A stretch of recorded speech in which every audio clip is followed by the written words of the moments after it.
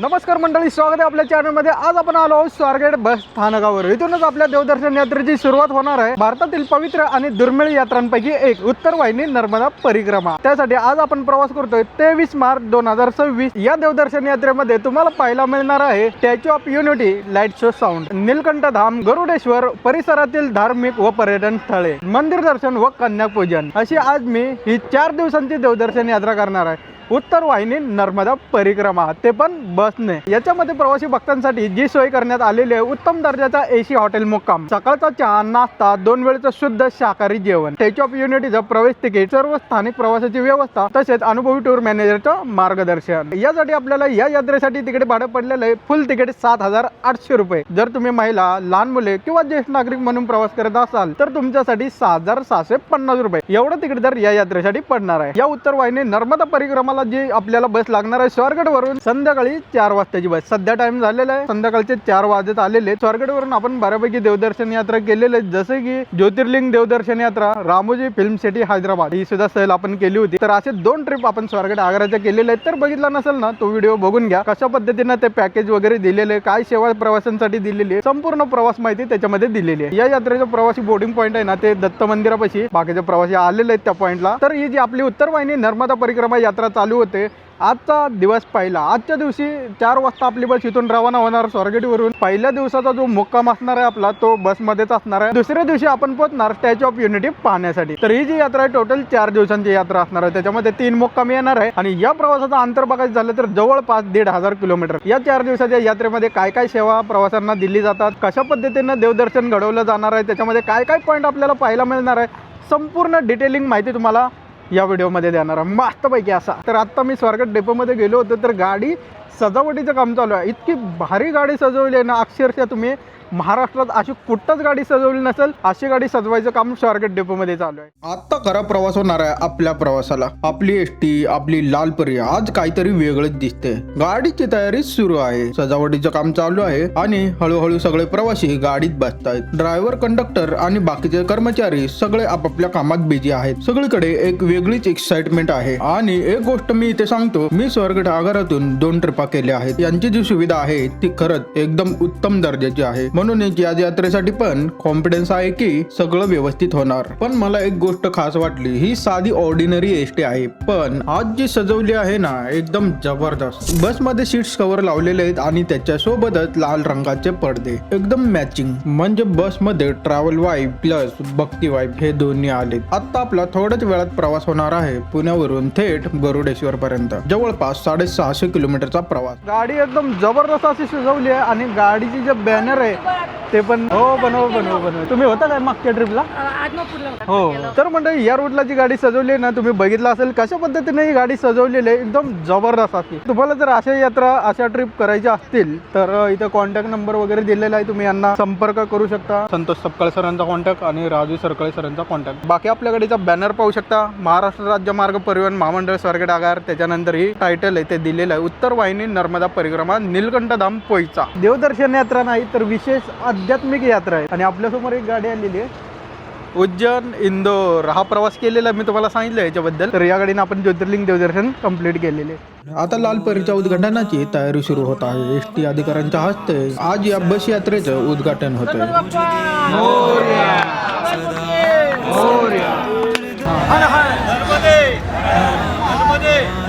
उद्घाटन झाल्यानंतर प्रत्येक प्रवासी भक्ताला एक टोपी, ID कार्ड आणि पाण्याची बॉटल दिली जाते। या छोट्या छोट्या गोष्टी प्रवास अजून कम्फर्टेबल आणि स्पेशल बनवतात। आपण एका धार्मिक ट्रिपला चाललोय, आवाज कसा पाहिजे? नमस्कार, आता जरा बरं वाटते। नमस्कार, मी संतोष सपकाळ आणि राजू सरकाळे, राज्य परिवहन महामंडळ स्वारगेट आगारातर्फे उत्तर वाहिनी नर्मदा परिक्रमेत तुमचं सहर्ष स्वागत करतोय। उत्तर वाहिनी परिक्रमा जी तिलकवाड्याहून चालू होते, त्या ठिकाणी नर्मदा नदी उत्तरेकडे वाहते, म्हणून पाडव्यापासून ही परिक्रमा चालू होते। अतिशय पवित्र अशी परिक्रमा मानली जाते, मोक्ष प्राप्तीसाठी ही करतात। ही परिक्रमा केली तर पूर्ण परिक्रमेचं श्रेय त्या परिक्रमेत आहे, म्हणून ही परिक्रमा करतात सगळे। खूप सारा एन्जॉय करा। काही अडचण आली तर आमचे सहकारी राजू सरकाळे तुमच्या सोबत असतील। आपलं नेहमीचं रुटीन सोडून तुम्ही ट्रिपचा आनंद घ्या। तक्रारी हे आपल्या नेहमीच्या चालू असतात, त्या सोडा। वाटेत इंद्रायणी नदी लागती, तिथे आपली सगळी निगेटिव्हिटी टाकून द्या आणि मस्तपैकी ट्रिपचा आनंद घ्या। नमस्कार, माझं नाव राजू सरकाळे. पूर्ण महाराष्ट्रातनं पहिल्यांदाच आपण उत्तर वाहिनी नर्मदा परिक्रमेची पहिली सुरुवात केलेली आहे. आपली अख्ख्या महाराष्ट्रातनं महामंडळाची ही पहिलीच बस निघालेली आहे. अतिशय छान नियोजनबद्ध आपण व्यवस्था केलेली आहे. 23 ते 26 आपला 4 दिवसांचा हा प्रोग्राम आहे. आपण गरुडेश्वरला त्या ठिकाणी टेंबे स्वामी महाराजांची समाधी आहे व दत्त मंदिर आहे. बाजूला नर्मदा नदी आहे, त्याचं दर्शन करणार. त्याचं दर्शन झाल्यानंतर दुपारचं जेवण करणार. जेवण झाल्यानंतर स्टॅच्यू ऑफ युनिटी हे आपण पाहणार आहोत. ते पाहून झाल्यानंतर उद्या संध्याकाळी आपला मुक्काम होईल हॉटेल व्हॅली व्ह्यू म्हणून आहे त्या ठिकाणी. परवाच्या दिवशी आपण सकाळी पहाटे 4 वाजता उत्तर वाहिनी नर्मदा परिक्रमेसाठी निघणार आहोत. जे पायी परिक्रमा करणार आहेत तर ते तिलकवाड्यावरनं सुरू होते आणि तिलकवाड्याला संपते. पूर्ण राऊंड अबाउट 21 किलोमीटरची ही परिक्रमा आहे. ज्यांना पायी शक्य नाहीये तर त्यांना इको गाड्या आहेत छोट्या AC. त्या इको गाडीने आपण एकूण 80 किलोमीटरची ती बसनी परिक्रमा आहे. त्यामध्ये वाटेत मंदिरं आहेत, ती सर्व मंदिरं करत करत ती 80 किलोमीटरचा प्रवास आहे. ज्यांना शक्य नाहीये तर त्यांनी अगोदर आम्हाला सांगा की आम्ही इको गाडीने हे करणार आहोत. पायी परिक्रमा सुरू केल्यानंतर वाटेमध्ये तुम्हाला दुसऱ्या प्रकारची वाहनाची व्यवस्था नाहीये. त्यामुळे तुमची जी तयारी आहे ती सुरुवातीला आता सांगणं आवश्यक आहे की आम्ही पायी करणार आहोत. वाटेत तुम्ही पुन्हा म्हटले की आता मी दमले, आता मला काहीतरी गाडीची सोय करा, तर त्या ठिकाणी कुठल्याही प्रकारची गाडीची सोय नाहीये. त्यामुळे आपला निर्णय हा निघण्यापूर्वीच पक्का झाला पाहिजे की आपण पायी करायची का गाडीने करायची. पायी परिक्रमा आपली झाल्यानंतर दुपारी कन्यापूजन होईल. कन्यापूजन नंतर जेवण होईल. जेवण झाल्यानंतर नीलकंठ धाम म्हणून आहे पोहिच्याचं, ते आपण यामध्ये समाविष्ट केलं नव्हतं. पुन्हा आपण सगळ्यांच्या आग्रहास्तव ते समाविष्ट केलेलं आहे. त्या ठिकाणी स्वामी नारायणाचं मंदिर आहे, ते मंदिर करणार, संध्याकाळी जेवण करणार आणि 26 तारखेला आपण सकाळी पुण्यामध्ये येणार आहोत. या 4 दिवसांच्या परिक्रमेचा आपण खूप चांगल्या पद्धतीने आनंद घ्या. धार्मिक वातावरणामध्ये आपली ही यात्रा संपन्न होणार आहे. आपल्या सर्वांना खूप साऱ्या शुभेच्छा या यात्रेच्या. तर मंडळी गाडीचे नारळ फोडून पूजा वगैरे मस्तपैकी झालेले. नमस्कार शोभराज, काय म्हणता आपले युट्यूबर पण आहेत. चला सगळ्यांना हॅपी जर्नी. तर चला मंडळी मस्तपैकी या आध्यात्मिक यात्रेला सुरुवात करूया. बघूया ही यात्रा शेवटपर्यंत कशी होते. बोला हर हर नर्मदे. कर्पूर गौरम करुणावतारम संसार सारम भुजगेंद्रहारम सदा वसन्तं हृदयारविन्दे भवं भवानी सहितं नमामि. कर्पूर गौरम करुणावतारम संसार सारम भुजगेंद्रहारम सदा वसन्तं हृदयारविन्दे भवं भवानी सहितं नमामि.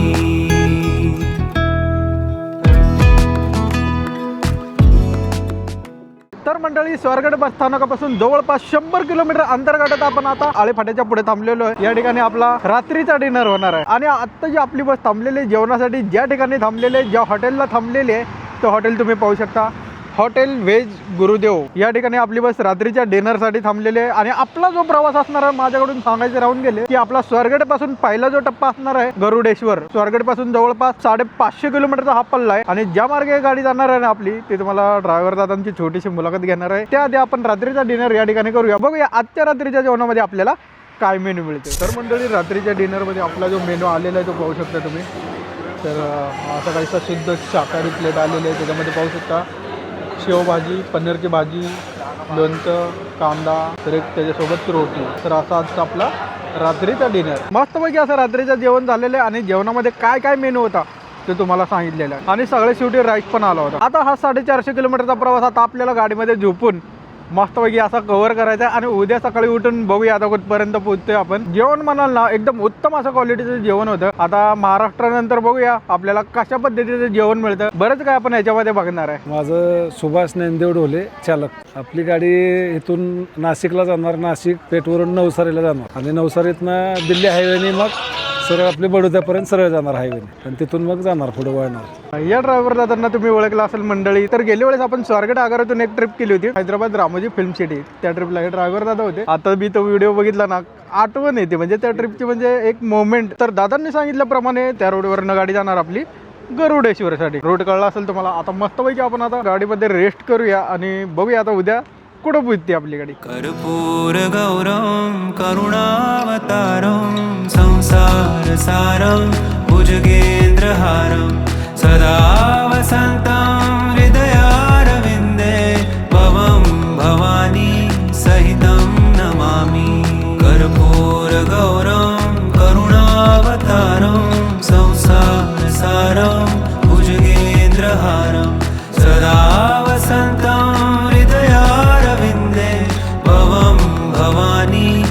सहितं नमामि कर्पूरगौरं करुणावतारं संसारसारं भुजगेन्द्रहारं सदा वसन्तं हृदयारं। सुप्रभात मंडळी, स्वारगेट पासून आपली गाडी 335 किलोमीटर अंतर गाठत आता वलसाडमध्ये पोहोचलेले आहे, म्हणजे वलसाड बायपास.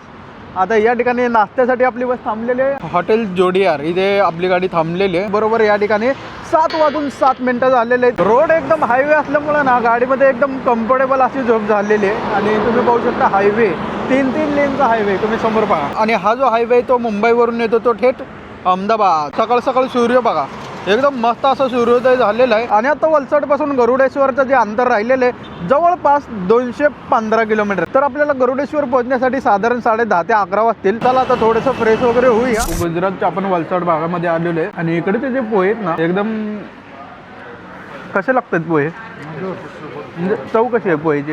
छान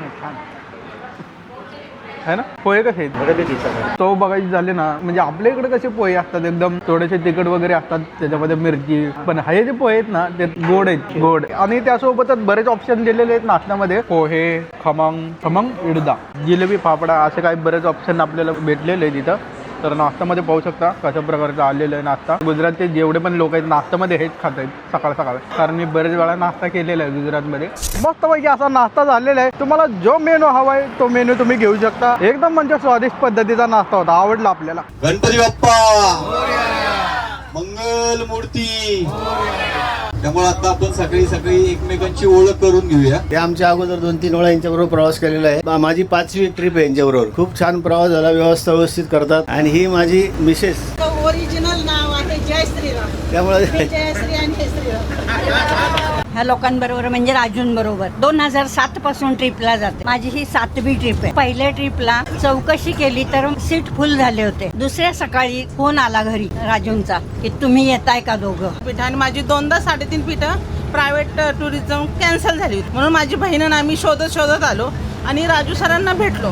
पण त्यांनी इतकं सुंदर आम्हाला म्हणजे हे केलं की एक महामंडळाचा माणूस इतका व्यवस्थित आणि मॅनर्सली असं बोलू शकतो. आणि खूप छान 3.5 पीठात तर सगळं सिनियर सिटीजन होते. त्यांनी इतकी चांगली काळजी घेतली. आता माझ्या घरातले 5-6 लोक आलेले आहेत, त्यामुळे मी एकदम खुश आहे. ज्या ट्रिप माझ्या झाल्या नाहीत त्या मी एसटी महामंडळाबरोबर करणार. 2 मुलं आहेत, एक मुलगी एक मुलगा. मुलगी माझी डॉक्टर होती. ती 15 वर्षापूर्वी ऍक्सिडेंट मध्ये गेली. तेव्हापासून मी ट्रिप सोडून दिल्या होत्या. मला सुरक्षित वाटत नाही. परंतु आता राजू सरांच्यामुळे मी या ट्रिप मध्ये येत आहे. परंतु 14 वर्षापूर्वी डॉक्टर मुलगी गेल्यामुळे मी ट्रिप नावाची गोष्ट पूर्णपणे सोडून दिली होती. मी आता कशी तरी मॅनेज आहे, तरी पण खूप सेफ आहे. मी त्यांना सांगते नाही, बाकी कुठल्याही प्रवासापेक्षा अतिशय म्हणजे एकदम सुरक्षित एसटीचा प्रवास आहे. त्याच्यामुळे मी येते. प्रत्येक वर्षी 3.5 पीठाला आम्ही 2 जण जातो आणि त्यामुळे मला एसटी महामंडळाच्या बसेसनी प्रवास करायला फार आवडतं. काही जण म्हणतात की बाबा तुम्ही एसटीने कसे जाता, पण मला तसं कधीच नाही वाटत. म्हणजे आम्ही फार एन्जॉय करतो त्याच्यामध्ये. आम्ही तर खरं भीतच तिकीट बुक केलं. पहिलाच माझी ट्रिप आहे, पण जी गाडी आपल्या आगारात आली तिचं डेकोरेशन बघून खात्री पटली. 90% ट्रिप सक्सेसफुल. जेव्हा बस एंट्री केली तेव्हा इतके पॉझिटिव्ह वाईब झाले. तर आता एक तुम्हाला रिक्वेस्ट आहे, गिरनार परिक्रमेची एक ट्रिप सर प्लीज आयोजित करा. गिरनार परिक्रमा दिवाळी नंतर असते ते. म्हणजे मला घरातले पाठवतच नव्हते मेन म्हणजे, पण आत्या आहे म्हटल्यावर ठीक आहे, आत्या आहे ना मग तुझा. इथं आल्यावर मला असा अनुभव आला की अरे यार बरं झालं मी आले, खूप छान आहे. स्वारगेटचा डेपो आहे, त्याच्या शेजारी आमचं जुनं घर आहे. एसटी आगारामध्ये लहानपणापासून अगदी खेळलेलं तिथं. फार तिकीट गोळा करण्यापासून म्हणजे अनुभव सांगतो एसटी स्वारगेट. काही लोकांना माहित नाही, आमचा जन्मच तिथं झालेला आहे. इंस्टाग्रामवर आता 2 महिन्यापूर्वी आपल्या शिंदे सोबरस यांचं मी हे बघितलं इंस्टाग्रामवर. अचानकच आलं ते, म्हणून माझं पहिल्यांदा हैदराबाद रामोजी स्टुडिओ ट्रिप होती आणि मी लगेच बुक केलं तिथं. बुक झाल्यानंतर एक ट्रिप अगोदर होऊन गेली होती. दुसरी ट्रिप मग परत युट्यूब बघायला सुरुवात केली. हैदराबादचं काय नंतर मला नको म्हणून मी आता हे जोन केलं. जानेवारीत हैदराबादला गेले होते रामोजी फिल्म सिटी पाहिला. तेव्हाचा माझा अनुभव सांगते. मला पहिल्यांदा खूप टेन्शन आलं होतं. मग ट्रिप म्हणलं का विमान, एसी, रेल्वे त्यांचा काहीतरी थोडासा आहे, अजूनही समज आहे. पण मी म्हणलं नाही, मला पाहायचंय. मी या सरांचा व्हिडिओ पाहिला होता आमच्या सरांनी. एसटी महामंडळ म्हणल्यानंतर लोकांना असं वाटतं का ते काय ते त्यांच्या ह्याच्यात असतात. नाही, मी स्वतः सांगेल का खरोखर ते खूप छान सहाय्य करतात, ते काळजी घेतात प्रत्येकांची. प्रत्यक्षात राजू सर आहेत, संतोष सर होते, खूप छान त्यांनी आमची काळजी घेतली. म्हणजे खूप छान आहे. लोकांनी गैरसमज मनातून काढावा का एसटीने जाणं म्हणजे आपल्याला काही त्रास होईल, ही जी गैरसमजूत आहे लोकांची ते त्यांनी खरंच काढावी. सगळ्यांना परवडेल अशी ही ट्रिप एसटी महामंडळाने सुरू केली. तर मी तर म्हणते अजून आध्यात्मिक अशा चांगल्या ट्रिप घडून आणाव्यात. मी सुद्धा खूप सोलो ट्रिप केल्यात, भरपूर ट्रिप केल्यात, पण ह्या ट्रिप सारखी मजा नाही. मी पण भरपूर जणांना सांगते करायची, तर ही एसटी महामंडळाची ट्रिप खूप छान आहे. सांगायचं राहून गेलं की आपले जे चालक आहेत ते खूपच सुंदर गाडी चालवतात. दोन्ही पण चालकांना मी खूप धन्यवाद देते. तुम्ही राज्य पुढे पाहिजे, तुमचा आवाज, तुमची ओळख सगळ्यांना कळाली पाहिजे. या इकडे आहे ना, ठीक आहे ना. नको रे, मला असं दडपणीत बोलत मी इथे जास्त बोलत नाही जास्त. आमच्या खूप गप्पा झाल्या राजू सरांच्या माझ्या, एकदम मागच्या बेंचवरती, जसं मागचं सीट ना तसं. तर मला असं वाटलंच नाही की राजू सरांना मी फर्स्ट टाइम भेटलेलो आहे. त्यांनी मला एक सांगितलं त्यांचे प्लॅन कसे असतात ग्रुपवरती. मी येईन तुमच्या प्रत्येक ट्रिपला. हे एसटी सगळेजण करतात, पण मला असं वाटतं की मंदिरातच आलोय मी. सगळे असे फुलं पुष्प वगैरे लावून जी गाडी सजवली आहे हर हर नर्मदे, सगळ्यांची ट्रिप एकदम छान होणार आहे. जसं सगळ्यांना मदत करतात ना तशी एकमेकांना सगळेजण मदत करून छान ट्रिपचा एन्जॉय आपण करूया. या ना सर जरा जवळ. ज्यांना कोणाला असं वाटतं नाही का की आमची मुलं परदेशामध्ये शिकायला आहे, सगळे जे आहेत इथं प्रौढ लोक त्यांच्या मुलासारखे आहेत हे, आणि ते प्रेम पण तेवढं देतात. हर हर नर्मदे फक्त बोलत राहावा, प्रत्येक श्वासाला नाव घेत जावं नर्मदे मैयाचं. सगळं व्यवस्थित होणार आहे, सगळं व्यवस्थित होईल. हर हर नर्मदे. या 1 महिन्यामध्ये 6 बसेस भरलेल्या आहेत. आता ही आपली पहिली बस निघालेली आहे. या पहिली बस ज्यावेळेस पूर्ण होईल तर त्यानंतर 2 दिवसानंतर त्यांचा व्हिडिओ पूर्ण तयार होऊन ते पुढं लोड करतील, आणि त्याच्यानंतर आणखीन खूप साऱ्या लोकांपर्यंत ती माहिती पोहोचेल. निमित्त मात्र आहोत की या सर्व कार्यभागामध्ये पुढे घेऊन जाण्याचं. बाकी सर्व परमेश्वराची कृपा असते, आपल्या सगळ्यांचे आशीर्वाद असतात, आणि आपल्या सर्वांचा सपोर्ट शिवाय कुठली गोष्ट होत नाही. तर आपल्या सर्वांच्या सहकार्य लाभो, जेणेकरून आपण अतिशय चांगल्या पद्धतीने, छान पद्धतीने आपण सहल आपण करूया. की सगळ्या बहिणी एकत्र जाणं आणि त्या ट्रिपमध्ये एन्जॉय करणं ह्या न विसरणाऱ्या गोष्टी आहेत आयुष्यातल्या. या लाडक्या बहिणींचा एक फोटो व्हायला पाहिजे. शोभराज भाऊ, एक झिंगाट लावा आता. झिंगाट पासून प्रवाशांनी मस्तपैकी त्यांची मुलाखत ओळख वगैरे सांगितलेली आहे, भारी वाटलं. आणि आता एक झिंगाट गाण्यावर एक झलक होणार आहे मस्तपैकी असा. यारो मेरे दिलदार तू हो ले, आजा इस बीट पे करेंगे धमाल. यारो मेरे दिलदार तू हो ले, आजा इस बीट पे करेंगे धमाल.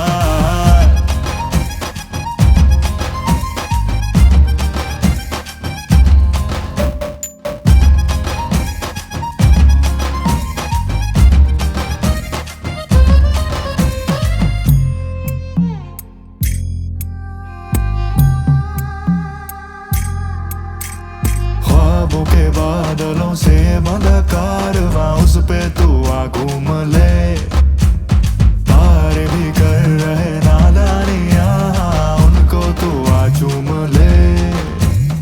आवाज दे मुझे मस्तियां, जाकर हर बूंद. फायनली मंडळी, या यात्रेच्या दुसऱ्या दिवशी आपण पोहोचलेलो आहे गरुडेश्वर. स्वारगेट पासून जवळपास 600 ते 650 किलोमीटरचा अंतर गाठत 19 तासामध्ये आपली बस गरुडेश्वर मध्ये पोहोचलेली आहे. आणि आजच्या दुसऱ्या दिवशी आपला जो मुक्काम असणार आहे, ज्या हॉटेलमध्ये आपला स्टे असणार आहे, भलं मोठा असा रेस्टॉरंट हॉटेल आहे, तुम्ही पाहू शकता, हॉटेल वेली. आणि ते आपली लालपरी. स्वारगेट आगाराकडून एकदम जबरदस्त असा सुविधा देण्याचा प्रयत्न केलेला आहे. तुम्ही तर माझे व्हिडिओ बघितलेच असतील पाठीमागचे. हैदराबाद रामोजी फिल्म सिटी असेल किंवा ज्योतिर्लिंग दर्शन यात्रा असेल, त्याच्यामध्ये त्यांनी सर्व्हिस चांगल्या प्रकारे दिलेली आहे. सेम तशीच सर्व्हिस इथे पण आपल्याला दिसते. आणि आपली जी बस आहे ना, महाराष्ट्रातून पहिल्यांदाच जाणारी म्हणजे एकमेव अशी बस आहे जी उत्तर वाहिनी नर्मदा यात्रेला आलेली आहे. तर गाडी जी सजवली आहे ना, एकदम म्हणजे प्रीमियम लुक दिसते गाडीला. पडदे लावलेले आहेत, सीट्स कव्हर लावलेले आहेत, अजून बरेच काही सजावट आतमध्ये केलेली आहे. आणि बाहेरून बघाल ना तर एकदम प्रीमियम बस असल्यासारखी वाटते. जसं आपण स्वारगेट पासून जर्नी केलाय ना, एकदम कम्फर्टेबल असा जर्नी झालेला आहे. जाऊया आता. सगळे भाविक प्रवासी आता आतमध्ये रूम चेकिंग करायला गेलेले आहेत. आपण पण आता रूम चेकिंग करूया. आणि रूम मध्ये कशा प्रकारची सेवा दिलेली आहे ना, ते तुम्हाला सांगतो. हे आहे hotel valley restaurant and room. आणि खरं सांगू का, हे हॉटेल बाहेरूनच पाहिलं ना तर वाटतंय आजचा स्टे इथेच भारी जाणार आहे. एकदम क्लीन, क्लासी आणि प्रॉपर ट्रॅव्हलर वाईब देणार आहे. चला तर पटकन रूम चेक करूया. हो हो हो हो हो, रूम मध्ये एंट्री करताच एकदम फ्रेश फील येतोय. रूम मध्ये एसी आहे, टीव्ही आहे आणि बाथरूम पण एकदम नीट अँड क्लीन. म्हणजे लांबच्या प्रवासानंतर एक्झॅक्टली अशीच रूम पाहिजे असते. आणि इथे ऑप्शन पण हेवी आहे. 2 पर्सन साठी वेगळी फॅमिली आणि ग्रुपसाठी 4% रूम पण, म्हणजे फॅमिली मित्र सगळ्यांसाठी परफेक्ट सेटअप. तर मंडळी मस्तपैकी असा आंघोळ वगैरे करून आता फ्रेश झालेले. सध्या दुपारचे 1:24 झालेले आहेत आणि सर्व भाविक प्रवाशांना खाली जेवणासाठी बोलवले. तर आजच्या दुपारच्या जेवणामध्ये जो मेनू मिळालेला आहे, सगळ्यात पहिले हे जे जेवण मिळतं ते बुफे स्टाईल. या पॅकेजमध्ये जेवढं पण जेवण वगैरे मिळतं 2 टाइमचं वगैरे ते अनलिमिटेड आहे. दादांचे जेवण झालं वाटतं. कसं वाटलं जेवण? आमच्या आधी आले लवकर. ठीक आहे. सगळ्यात पहिलं आपण मेनू सांगतोय. राईस, गुलाबजाम, वरण, पनीरची भाजी. तर अशा पद्धतीचं व्हेजिटेबल जेवण इथं मिळतं, पूर्ण शुद्ध शाकाहारी जेवण. आणि त्यासोबतच चहा. गुजराती थाळीमध्ये कंपल्सरी आणि हमखास चहा येतो म्हणजे येतोच. खरं तर ट्रॅव्हलिंगमध्ये 2च गोष्टी सर्वात इम्पॉर्टंट असतात, एक मुक्कामाचं ठिकाण आणि दुसरं म्हणजे जेवण. या हॉटेलचं जेवण एकदम शुद्ध शाकाहारी, पण चवीच्या बाबतीत अजिबातच कॉम्प्रोमाइज नाही. गरमागरम जेवण, सिंपल पण एकदम सॅटिस्फाईंग. हॉटेलच्या परिसरात जे वातावरण पडलेलं आहे ना, दुपारचे 2 वाजत आले जवळजवळ. इथे आपली गाडी पार्क केलेली आहे. काही भाविक प्रवाशांच्या इथे जेवण पण झालेलं आहे. या ठिकाणी जी जेवणाची क्वालिटी होती ना, माझं पर्सनल ओपिनियन सांगतो, एकदम व्हेजिटेबल शुद्ध शाकाहारी जेवण आपल्याला मिळालेलं आहे. चव तर एक अप्रतिम अशी चव होती. कालच्या मेन्यू मध्ये आपल्याला रोटी मिळाली होती, असं वाटत होतं की चपाती तरी पाहिजे होती. या ठिकाणी ना चपातीचं ऑप्शन मिळालं, एकदम भारी वाटलं. जसं आपण आता हॉटेलच्या बाहेर आलेलो, सावलीमध्ये उभा आहे आणि उन्हाच्या झळक्या लागतात अक्षरशः, कारण आतमध्ये जी हवा आहे ती फुल एसी आहे. ज्यांना एसीची सवय आहे ना, उन्हाळा अवघड असणार आहे त्यांच्यासाठी. गरुडेश्वर मध्ये आता उन्हाचं जे टेम्परेचर आहे ना, ते 36 डिग्री सेल्सिअस एवढं तापमान आहे. आता कुठे टेम्परेचर हळूहळू वरच्या लेवलला पोहोचायला लागले. दादा कुठे जाणार आपली गाडी इथून? आपली गाडी इथून स्टॅच्यू ऑफ युनिटी इथून तिथलं पर्यटन वगैरे झाले की मग गरुडेश्वरचं दत्त मंदिर झाले की तिथून परत संध्याकाळी याच हॉटेलला मुक्काम. आता आपण गरुडेश्वर मध्ये पोहोचलेलो आहे. आपलं हॉटेल इथून जवळपास 5 किलोमीटर अंतरावर आहे. तिथून इथपर्यंत यायला जवळपास 10 मिनिटं लागली. आणि सगळ्यात पहिलं आपल्याला आजच्या दुसऱ्या दिवशीचं पहिलं दर्शन घ्यायचंय, ते म्हणजे गरुडेश्वर.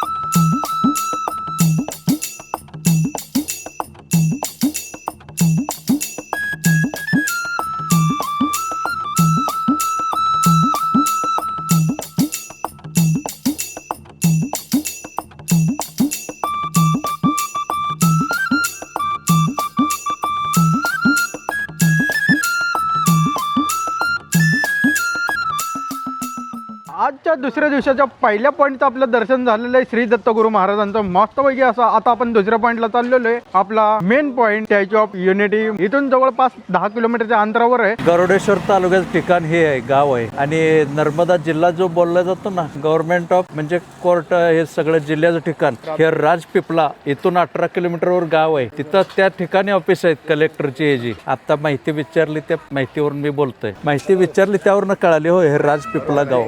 आता आपण पोहोचलो आपल्या दुसऱ्या पॉईंटला, स्टॅच्यू ऑफ युनिटी बरोबर. या ठिकाणी प्रवासी वगैरे आलेले आहेत. तर ही वेटिंग एरिया आहे आणि या पॅकेजमध्ये स्टॅच्यू ऑफ युनिटीचं तिकीट समाविष्ट असणार आहे. त्यामुळे तुम्हाला वेगळं तिकीट काढायची गरज नाही. या वेटिंग रूम मध्ये इथे वेट करून आपल्याला एक बस न्यायला येणार, AC वाली बस. बघा स्टॅच्यू ऑफ युनिटीची बस आलेली आहे.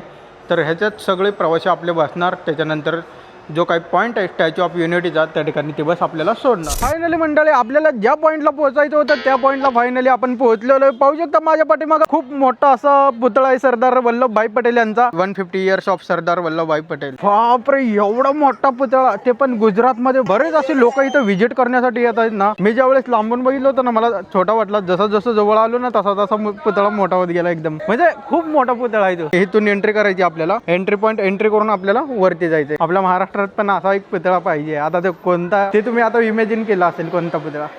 आता आपण आहोत गुजरातमधील नर्मदा जिल्ह्यातील केवडिया येथे. नर्मदा नदीच्या काठावर असलेल्या साधू बेटावर आणि इथे उभारलेला आहे जगातील सर्वात उंच पुतळा म्हणजे स्टॅच्यू ऑफ युनिटी. हा पुतळा भारताचे पहिले गृहमंत्री सरदार वल्लभभाई पटेल यांचा. या पुतळ्याची उंची 182 मीटर म्हणजे जवळपास 597 फूट. ही उंची भारतातील प्रत्येक राज्याचे प्रतीक मानली जाते. या स्मारकाचं उद्घाटन 31 ऑक्टोबर 2018 रोजी नरेंद्र मोदी यांच्या हस्ते करण्यात आलं आणि या भव्य पुतळ्याचे शिल्पकार आहेत राम सुतार. हे बांधकाम लार्सेन अँड टॉब्रो यांनी अवघ्या 33 महिन्यात पूर्ण केले. एक खास गोष्ट म्हणजे या स्मारकासाठी देशभरातील लाखो शेतकऱ्यांनी लोखंडदान केलं होतं. म्हणजे हा पुतळा फक्त कॉन्क्रीटचा नाही तर देशाच्या लोकांच्या सहभागाचं प्रतीक आहे. या पुतळ्याच्या आत विविंग गॅलरी आहे जी जवळपास 153 मीटर उंचीवर आहे. इथून नर्मदा नदी, सरदार सरोवर धरण आणि आसपासचा परिसर एकदम शानदार दिसतो. हा पुतळा उभारण्यामागचे मुख्य उद्देश म्हणजे भारताला एकत्र आणणाऱ्या सरदार वल्लभभाई पटेल यांच्या कार्याला आधार देणे. स्वातंत्र्यानंतर 562 संस्थानांना एकत्र करून एकसंघ भारत निर्माण करण्याचे त्यांचा मोठा वाटा होता. म्हणूनच या स्मारकाला नाव दिलं आहे स्टॅच्यू ऑफ युनिटी, म्हणजेच एकतेचं प्रतीक. आज हे ठिकाण भारतातील सर्वात मोठ्या पर्यटन स्थळांपैकी एक बनलं आहे. खरंच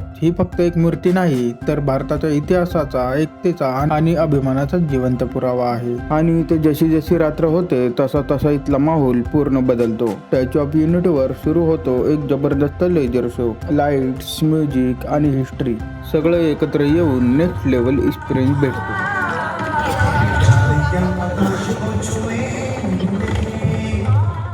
आजच्या दिवसामध्ये आपण मस्तपैकी असे 2 पॉईंट कव्हर केलेले आहेत. पहिला पॉईंट कव्हर केला होता गरुडेश्वर दत्त मंदिर, मस्तपैकी असं दर्शन घेतलेले. त्याच्यानंतर आपण दुसऱ्या पॉईंटला व्हिजिट केलं होतं ते म्हणजे भारताचा अभिमान सरदार वल्लभभाई पटेल पुतळा. संध्याकाळच्या टायमिंगला एक शो होता लेजर शो. ह्याच्या आधी पण आपण हैदराबाद रामोजी फिल्म सिटी मध्ये एक लेजर शो बघितला होता. सेम तशाच पद्धतीचा लेजर होता, पण हा जो लेजर शो होता ना तो युनिक होता. म्हणजे म्हणू शकतो की पुतळ्यावर थेट प्रदर्शन केलं होतं. म्हणजे एवढं जबरदस्त होतं ते. स्टॅच्यू ऑफ युनिटीच्या पॉइंटला बरेच अशा ऍक्टिव्हिटी होत असतात, म्हणजे जसं की रिव्हर राफ्टिंग, जंगल सफारी अशा गोष्टी होत असतात. तर आजच्या आध्यात्मिक यात्रेच्या दुसऱ्या दिवशी बघितलं असेल कोणकोणते पॉईंट झालेले आहेत. काल आपण डायरेक्ट प्रवास करून इथपर्यंत पोहोचलो. दुसऱ्या दिवसामध्ये तुम्हाला 2 पॉईंट दाखवलेले आहेत. आता आपण तिसऱ्या दिवशी जे बघणार आहे ते आता बघूया पुढच्या दिवशी. आज रात्रीचा जो मुक्काम असणार आहे दिवस दुसरा या ठिकाणी होणार आहे. या पॅकेज मध्ये जी तुम्हाला सुविधा दिलेली आहे राहण्याची, खाण्यापिण्याची, भाई साहेब एक नंबर हॉटेल. बघा रात्रीच्या वेळेस काय दिसतंय, एकदम मस्त असं पद्धतीचं हे हॉटेल निवडलेले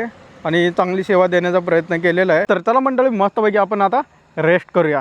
सर्वांना गुड नाईट.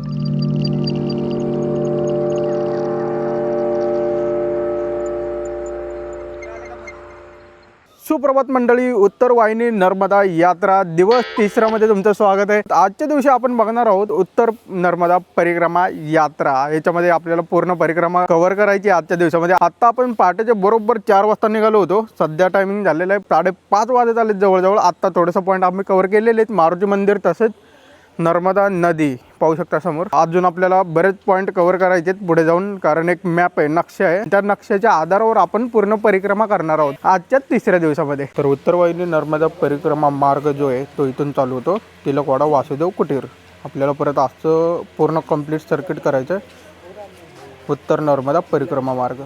नर्मदा नदी भारतातील सर्वात पवित्र आणि प्राचीन नद्यांपैकी एक. हिंदू धर्मात नर्मदा मातेचं खूप मोठं महत्व आहे. असं मानलं जातं की गंगे स्नान केल्याने जे पुण्य मिळतं तेच पुण्य नर्मदा मातेचं फक्त दर्शन घेतलं तरी मिळतं. पण या नदीचं खास वैशिष्ट्य म्हणजे गुजरात मधील काही ठिकाणी ही नदी अचानक आपला प्रवाह बदलते आणि उत्तर दिशेला वाहू लागते. हाच भाग उत्तर वाहिनी नर्मदा म्हणून ओळखला जातो. आपण सध्या गुजरात मधील नर्मदा जिल्ह्यात आहोत, राजपीपला जवळ. स्टॅच्यू ऑफ युनिटी पासून साधारण 15 किलोमीटर अंतरावर रामपुरा या गावाजवळ नर्मदा नदी उत्तर दिशेला वळते. ही परिक्रमा साधारण 21 किलोमीटरची असते, जी नर्मदा नदीच्या उत्तर आणि दक्षिण तीरावरून पूर्ण केली जाते. म्हणजे तुम्ही नदीच्या एका बाजूने चालत जाता, मग दुसऱ्या बाजूने परत येता आणि एक पूर्ण गोलफेरा कंप्लीट करता. इथे तुम्हाला मॅप दिलेला आहे ज्यामध्ये पूर्ण परिक्रमेचा मार्ग ॲरोने दाखवलेला आहे. परिक्रमेची सुरुवात होते वासुदेव कुटीर टिळकवाडा येथून. यानंतर अनेक मार्गात अनेक धार्मिक स्थळे येतात, जसे की मणिनागेश्वर मंदिर, मा नर्मदा मंदिर, तिलकेश्वर मंदिर, रामानंद आश्रम, मंगल सेवा मंदिर.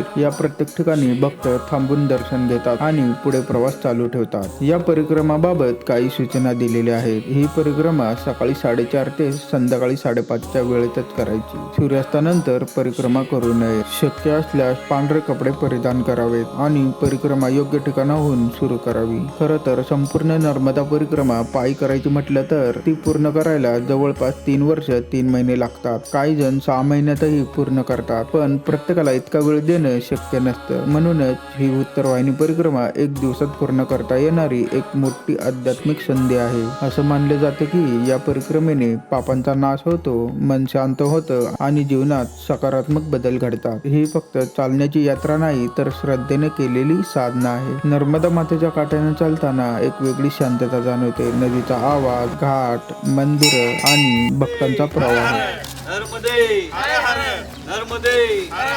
सगळं काही एकदम वेगळा अनुभव देतं आणि म्हणूनच दरवर्षी हजारो भक्त इथे येतात. ही फक्त एक यात्रा नाही तर अनुभव आहे. तर मंडळी, उत्तर वाहिनी नर्मदा परिक्रमात जो पॉईंट होता जिथून परिक्रमा करायची होती तिथून इथपर्यंत जवळपास 9.5 किलोमीटर चालत आलेले आहे. तर या ठिकाणी आलात ना तुम्ही तर 50 रुपये तिकीट लागतं तुम्हाला बोट फेरीसाठी. नर्मदा नदी पार केल्यानंतर आता आपण इथे पोहोचलेलो आहे आणि या ठिकाणी तुम्ही नर्मदा नदीचं पाणी घरी घेऊन जाऊ शकता. बरेच जण इथे घेताय. हा इथे रिच आहे, तुम्हाला काय पाणी बॉटल वगैरे भरायची असेल तर भरू शकता यांच्याकडून. आपल्याला हा 21 किलोमीटरचा परिक्रमा पूर्ण करायचा आहे. आत्ताशी आपला 9.5 किलोमीटर तिथेच झालं होतं. आता इथे माहित नाही किती किलोमीटर झाले, कारण नदी पार करून आपण इथपर्यंत पोहोचलेलो आहे पलीकडच्या बाजूला. आता इथून परत निम्मा आपल्याला पायी प्रवास करायचा आहे. आत्ताच्या भाषेत आपण ते बोलू शकतो की हे लेजेंडरी टास्क आहे. म्हणजे ज्यावेळेस आपण गुजरात दर्शन गिरनार गेलो होतो त्यावेळेस 10,000 पायऱ्या चढायला आणि 10,000 पायऱ्या उतरायला हे काही छोटी गोष्ट नव्हती. आणि या ठिकाणी ना उत्तर वाहिनी नर्मदेला 21 किलोमीटरचे पायी प्रवास करायचा, म्हणजे पायी परिक्रमा पूर्ण करायची आपल्याला. तर असं लेजेंडरी टास्क आहेत. बरेच असे वेगवेगळे टास्क मिळतात. केदारनाथला पण आपले ज्योतिर्लिंग राहिलेले त्या ठिकाणी पण 21 किलोमीटर असं वरती चढत जायचे, काहीतरी लेजेंडरी. आता आपण पोहोचलेलो गणेश्वर महादेव मंदिर. बरोबर या ठिकाणी आपल्याला पोहोचायला 8:20 झाले जवळजवळ. आणि आपण जी सुरुवात केली होती त्या पॉईंट पासून गणेश्वर महादेव मंदिर या पॉईंटला येण्यासाठी आपल्याला टोटल 12 किलोमीटर कव्हर करायला साधारण 3 तासाचा कालावधी लागलेला आहे. अजून आपल्याला 9-10 किलोमीटर पायी परिक्रमा करत जायचंय. तर भाविक भक्तांसाठी बरेच पॉईंट असे आहेत की तिथे नाश्ता, चहा पाण्याची सोय, बरीच काही सोय केली जाते. तर या ठिकाणी मस्तपैकी असा नाश्ता केलेला आहे आपण. चिवडा, बुंदी, चास आणि चहा, मस्त असा नाश्ता झालेला आहे या ठिकाणी. इथे 2 महादेवाचं मंदिर आहे, एक पूर्वेला आणि एक पश्चिमेला असं काहीतरी मंदिर आहे. पूर्व का पश्चिम माहित नाही, पण आय थिंक माझं बरोबर असावं की पूर्व पश्चिम. तर माझ्या साईडला तोंड करून जे मंदिर आहे ते गणेश्वर महादेव मंदिर आणि हे लोकेश्वर महादेव मंदिर. या परिसरामध्ये हे झाड बघा, हे हायब्रिड झाड आहे. हायब्रिड का म्हणतोय की मिक्सिंग आहे. जे पिंपळाच्या झाडामध्ये निमचं झाड आलेलं आहे. आणि इथं खाली भगवान शंकराची मूर्ती आहे आणि इथे वाटप वगैरे चालू आहे भाविकांसाठी. मस्तपैकी असं सकाळ सकाळचा न्याहारी. आणि ज्यांना कोणाला 21 किलोमीटरचा पायी प्रवास करायचा त्रास होत असेल ना तर त्यांच्यासाठी एक ऑप्शन अवेलेबल आहे की काय म्हणतात त्याला, ओमनी इको हां. तर त्यांच्यासाठी एक ऑप्शन आहे इको. ह्याच्यामध्ये टोटल 8 आहे ना, तर 8 सीटर गाडी आहे. या ठिकाणी तुम्हाला इको अवेलेबल आहे. जर तुम्ही ग्रुपने येत असाल, सोलो येत असाल तरी पण तुम्हाला ही अवेलेबल राहील. फायनली मंडळी, आपला उत्तर वाहिनी नर्मदा यात्रा परिक्रमा पूर्ण झालेली आहे. टोटल 21 किलोमीटर नॉन स्टॉप चालत आलोय. तेवढं नाश्त्यासाठी थांबलो होतो मध्ये, तेवढाच एक स्टॉप होता आपल्या या पायी प्रवासामध्ये. तर इथे मारुती घाट आहे, इथूनच सुरुवात केली होती आपण. असं गोल राऊंड मारून असं परत तिकडून वरती चढत आलोय. बरोबर या ठिकाणी टायमिंग झालेलं आहे सकाळचे 10:12 झालेले आहेत. म्हणजे पायी प्रवासाला आपल्याला साधारण 5 तासाचा कालावधी लागलेला आहे, 5-5.25 तासाचा, ते पण नॉनस्टॉप. तुम्ही जर थांबत येत असाल तर तुम्हाला 7 तास किंवा 8 तास लागू शकतात. फायनली एकदाची उत्तर वाहिनी नर्मदा यात्रा परिक्रमा पूर्ण झाली आपली. तर पुढची जी मुलाखत आहे ना ते ड्रायव्हर दादा घेतील आपल्या. गेल्या वेळेस हैदराबाद रामोजी फिल्म सिटीमध्ये पण ड्रायव्हर दादांनी मुलाखत घेतली होती प्रवाशांची, एकदम भारी होती. तर अजून एकदा त्यांना चान्स देऊया प्रवाशांची मुलाखत घ्यायची. तर आपण दादांपासून सुरुवात करूया. त्यांना कशी वाटली यात्रा? सकाळी 5 वाजता यात्रेला सुरुवात झाली, पहाटे 5 वाजता. यात्रा आता पूर्ण झालेली आहे माझी. एकदम मस्त वाटलं. त्रास नाही वगैरे काय नाही. थोडा जरा उन्हामुळे टेम्परेचरमुळे जरा थोडं जाणवलं. पाय थोडंफार आता तेवढं दुखणारच की 21 किलोमीटर चालायचं म्हणजे जोक नाही, तेवढं पण काय नाही. एकदम छान अनुभव, पहिलाच अनुभव होता. परत हा अनुभव घ्यायला नक्की आवडेल. आणि जी मंदिर आहे छोटी छोटी त्यांचं दर्शन घेऊ तर एकदम असं छान वाटतं. आणि भंडाराची तर उत्तम व्यवस्था आहे. म्हणजे तुम्ही जरी काय खायला प्यायला आपल्या बॅगेत नेलं नाही तरी तुम्हाला खूप जण मदत करतात. त्याच्याबद्दल काहीच प्रॉब्लेम नाही आहे आणि खूप छान अनुभव होता. आम्ही 21 किलोमीटर केले असेल, पण ते जरी 25 किलोमीटर झाले असेल तरी ते आनंदाने झाली ते सगळे. म्हणजे त्याचं काय वाटलं नाही आम्हाला थोडंसं. त्याच्यामुळे ऊन जरा वाटलं, पण जरी उन्हाचा त्रास नाही झाला काय. असं छानपैकी सगळीकडे आम्हाला आता जिथं थांबलो आम्ही तिथं मारुती मंदिरापासून प्रसाद चालू आहे. इथं सगळीकडे प्रसाद बिसाद असे सगळीकडे तुम्हाला प्रसाद लोक लोक ओढून ओढून येतील, तुम्हाला फळं भेटतील खायला व्यवस्थित, कलिंगड पाहिजे तर उसाचा रस, पाणी थंड. बॅगेत काही नाही घेतलं तर तुम्हाला ठिकाणी तुम्हाला व्यवस्थित खायला प्यायला भेटेल, तुम्हाला त्रास नाही होणार आणि तुमची यात्रा हे सुखमय राहील आणि तुम्हाला असं वाटेल की दरवर्षी आपण यावी, पुढच्या वेळेस पण यावी. खूप सुंदर आणि अप्रतिम अनुभव होता नर्मदा परिक्रमेचा. म्हणतात ना, चैत्र महिन्यात आयुष्यात नाही एकदा तरी ही परिक्रमा करावी, खरंच करावी आणि हा अनुभव घ्यावा. खूप सुंदर परिक्रमा झाली. माणसानं आपल्या आयुष्यात जन्माला येऊन एकदा तरी नर्मदा परिक्रमा करावी. आपल्याला मोठी नाही झाली तरी ही तरी उत्तर वाहिनी तरी अवश्य करावी आणि फार छान अनुभव होता. याचे बोलू का हातात धरून फार वाटलं नव्हतं मला इतकी परिक्रमा छान होईल अक्षरशः. पण सहकारी लोक सर्व व्यवस्थित असल्यामुळे परिक्रमा उत्तम झालेली. मी 77 वर्षाचा मी आहे. मला सुरुवातीला वाटलं नव्हतं पण सरांच्या मिसेसमुळे मी आग्रह झाला, मी पूर्ण करू शकलो. सर्वांचे आभार मानतो मी. कशी वाटली 21 किलोमीटरची परिक्रमा करून? काहीतरी मिळवण्यासाठी काहीतरी गमावं लागतं. परिश्रम हे करावंच लागते. परिश्रम केल्याशिवाय आपल्याला त्याचा आवाज काय भेटत नाही, परिपक्वता भेटू शकत नाही. आणि कष्ट आपण जर करीत राहिलो, कर्म चांगलं करीत राहिलो, परिक्रमा वगैरे असे देवदर्शन जर करीत राहिलो, आंब्याच्या कोळीसारखं मृत्यू देवत्याने प्रसन्न करून घ्यायचं आपण, की चिक्कूचे बी जशी बाहेर पडते तसं बाहेर पडायचं आहे संसारातून, मोहत्यागातून. हे शिकण्यासाठी परिक्रमा, नदीचा संगम, देवपूजा हे आपण करणं. काहीतरी कमावण्यासाठी काहीतरी मिळवावं लागतं.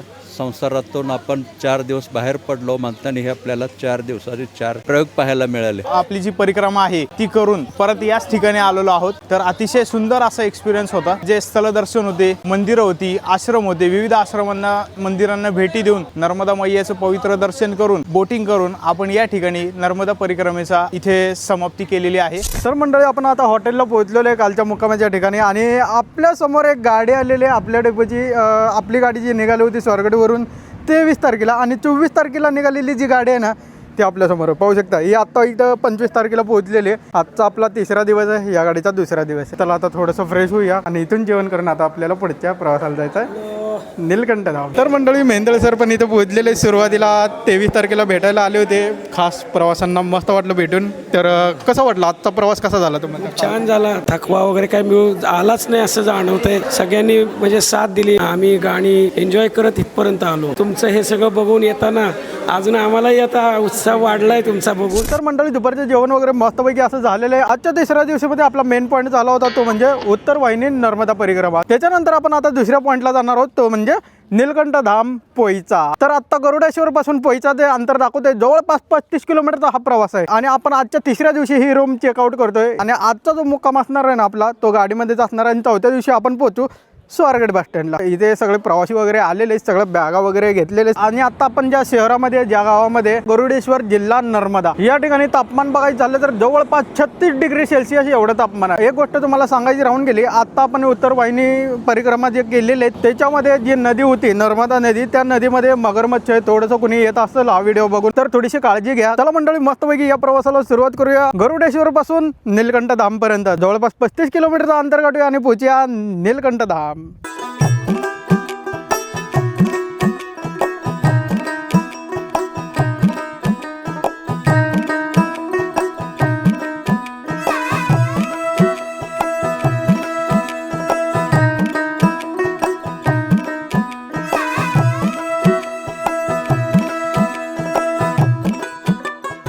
फायनली आपण पोहोचलेलो आहे नीलकंठ धाम पोईचा. बरोबर या ठिकाणी 3:15 वाजलेले आणि थोडंसं ऊन जरा खाली झालेलं आहे. इथं आल्यानंतर जे आकर्षण वाटतं ना, एक नंबर. एका व्यक्तीसाठी जे तिकीट पडलेले आपल्याला या ठिकाणी 10 रुपये आणि मस्त पैकी असा नजारा आहे. काय बनवले ते अक्षरशः सांगू शकत नाही, एवढं जबरदस्त आहे हे. मला एक जण म्हणत होतं हे स्वर्गात आल्यासारखं, म्हणजे अशी फील येते आतमध्ये गेल्यानंतर. याच्या आधी आपण रील बनवली होती, त्या रील मध्ये नीलकंठ धाम हे ऍड नव्हतं पॅकेज. प्रवाशांच्या मागणीनुसार हे नीलकंठ धाम ऍड केलेले. आजूबाजूचा नजारा बघा, बाहेरनं एंट्री पॉईंटच असा दिसतोय तर आतमधून काय दिसत असेल नाही का. आतापर्यंत झालेल्या ट्रिप पैकी हा रंगीबेरंगी पॉईंट तो म्हणजे नीलकंठ धाम.